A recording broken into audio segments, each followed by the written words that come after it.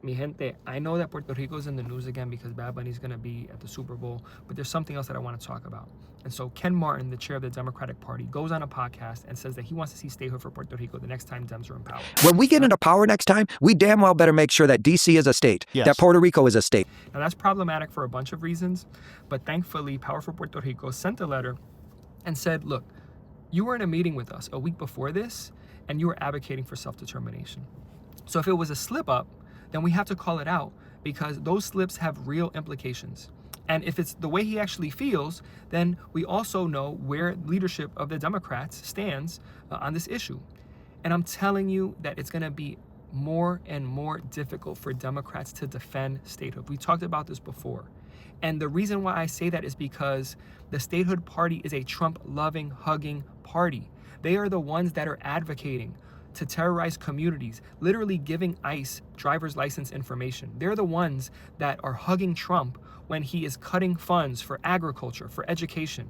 They're the ones that are supporting the remilitarization of Puerto Rico right now.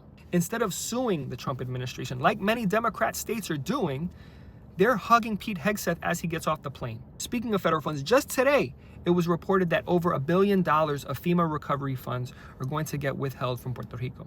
I'll tell you from my experience, when I was working there in 2021, there was $2.5 billion of those recovery funds available to rebuild schools after the hurricanes, after the earthquakes. 50 schools were going to get rebuilt, and maybe dozens more to get repaired. It is criminal. It is an injustice that not one school has been rebuilt when you have $2.5 billion available. And there is nothing that statehood could do to accelerate that. If anything, the Statehood Party is responsible for this failure to students when you have $2.5 billion and not one school has been built over 5-6 years. That is criminal. And so not only are we seeing this false hope about statehood and this false dream that's sold, but we're also seeing the negative implications, not only of the territorial status, which is indefensible, but how statehood could not stop these federal funds being cut.